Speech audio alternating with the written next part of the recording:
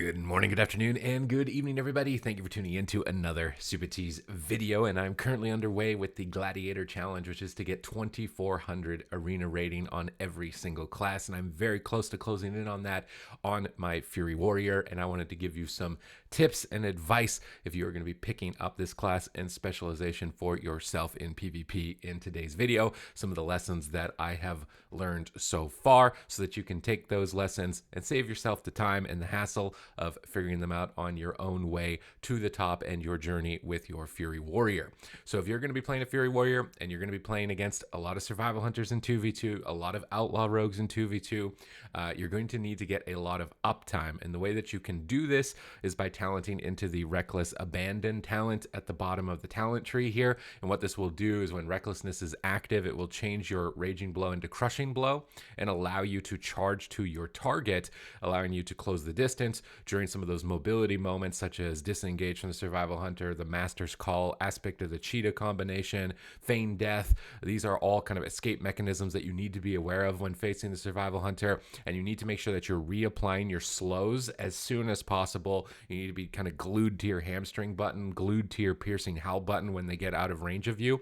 Otherwise, it gets very difficult very quickly to be able to close in, keep up your momentum, and keep up your damage to get the kill. So that is the basics of this. You want to try and be greedy with your mobility, such as your charge and heroic leap. You don't want to just be throwing those out willy-nilly. If you can get to your target on your mount, get to the target on your mount and save your charge to connect later on, or your heroic leap to connect later on. You want to be using your storm bolt to deny mobility as well. If you can stun a disengage or stun a master's call or a sprint effect, you want to be using your stun locks during this time to get uptime. That is the most important thing if you're going to be able to find victory against the survival hunter.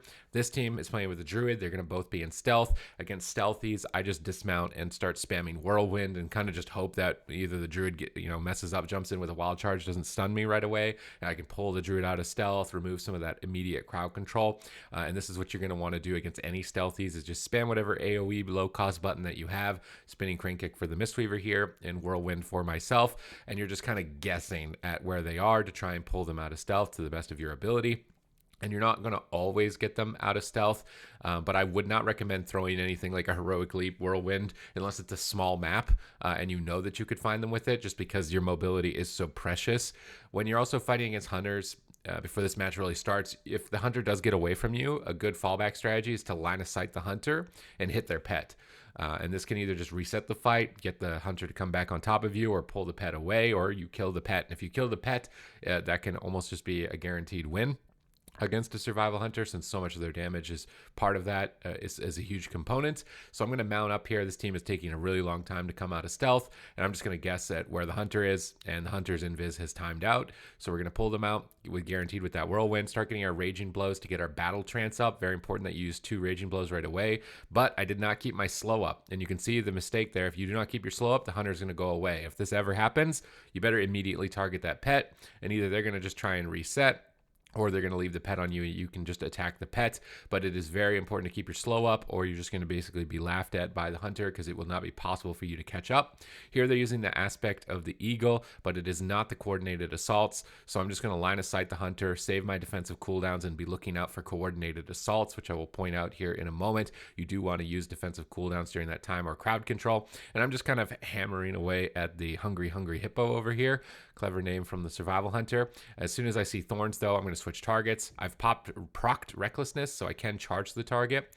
These types of routes from the steel trap, you're going to want to use blade storm on. You're going to want to try and save as much mobility breakers for that steel trap, because it can prevent you from getting a kill.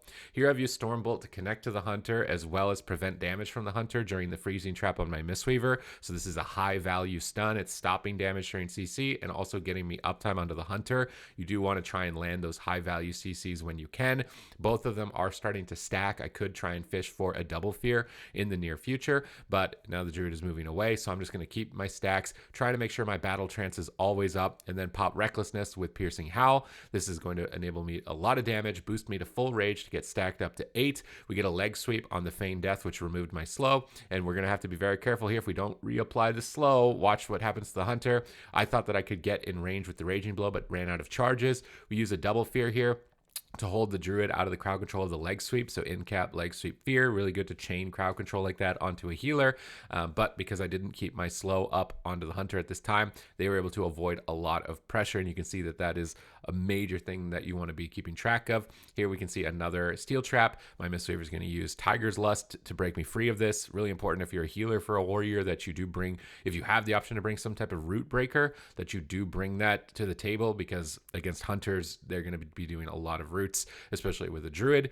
Here we're going to use Stormbolt onto the hunter, and I kind of just preemptively cast Fleshcraft because I'm caught in Ursul's Vortex. If I try and leap out, I'm going to get pulled back in, and the Fleshcraft will actually make me immune to the Ursul's Vortex, so I can get a shield up, go immune, and then move forward towards the hunter if I absolutely need to into the near future. Still trying to keep my Battle Trance up by using 2 Raging Blows onto the hunter in a row, trying to make sure that my Rampages are being used on cooldown to keep stacks of my Frenzy at 4. You can see that at the top right side of your screen.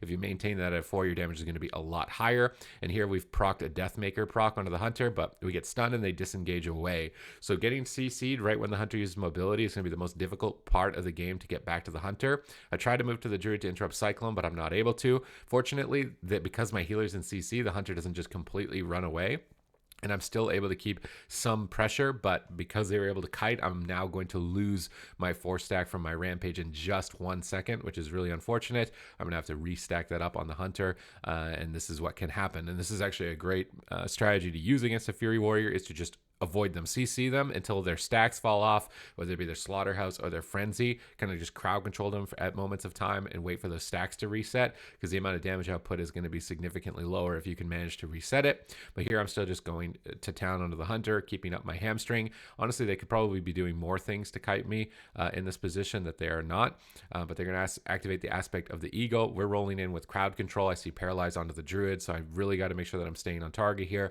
trying to proc my set bonus to get my Raging Blow into Crushing Blow to get even more damage, and which we do actually get a proc right here, and we've basically got our stacks back up to 4. We're going to keep our hamstring up this time around and not make that mistake. We get Nature's Swiftness from the Restoration Druid. There's the Disengage. So using Piercing Howl, unfortunately, I didn't go for Piercing Howl, but using Piercing Howl on a Disengage can be really good to just immediately catch them. If you're not able to, I'm just going to swap to a nearby target, whether that's the pet or the druid. In this instance, I decided to go after the druid. Druid's gone. Going to switch to the next closest target, which is the pet, because winning on mana can definitely still be a good win condition. So any damage to the pet that the druid has to throw a hot onto is going to be putting you slightly ahead in the fight. As the hunter pushes forward for crowd control on the monk, we can go then back onto the hunter and try and make sure that we're prioritizing them as the main target in this position. Here we try to pre-fleshcraft the freezing trap. I see the fleshcraft interrupted, so I'm going to stun the hunter to stall the freezing trap. We paralyze the restoration druid, so we're going in for a crowd control chain.